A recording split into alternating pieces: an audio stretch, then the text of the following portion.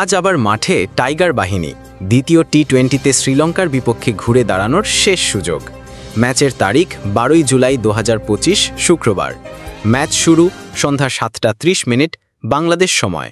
Venue Pallekele আন্তর্জাতিক stadium, Sri Lanka. প্রথম ম্যাচে হারার পর টাইগারদের মাথা একটু ঝুঁকে গেলেও আজকের ম্যাচে তারা নতুন উদ্যমে মাঠে নামবে, এমনটাই আশা করছে ক্রিকেট প্রেমীরা।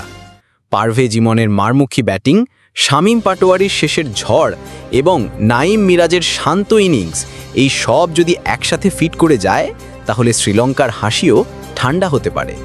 তবে যদি আবারও হাসির খেলা হয় তাহলে দর্শকদের টিস্যু আনতে বলতেই হচ্ছে।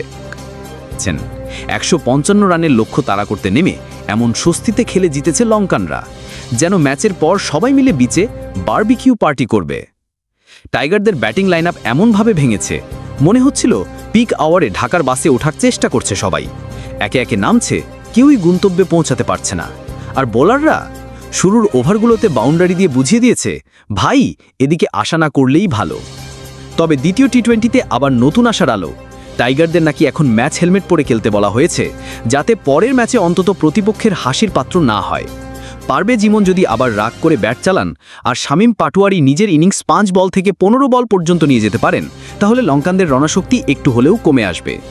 টিম ম্যানেজমেন্ট জানায়, এবার নাকি সবাইকে একসাথে জার্সি না খুলে একসাথে মাথা খোলার অনুশীলন দেওয়া হচ্ছে। ব্যাটসম্যানরা শিখছে সিঙ্গলস কিভাবে নেয়, আর বোলাররা শিখছে ওভার বল না করেও ছক্কা কিভাবে খাওয়া যায়।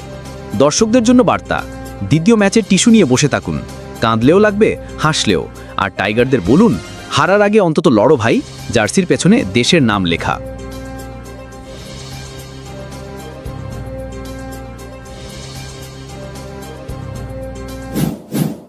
প্রতিদিনের ক্রিকেট আপডেট পেতে সাবস্ক্রাইব করুন আমাদের চ্যানেল।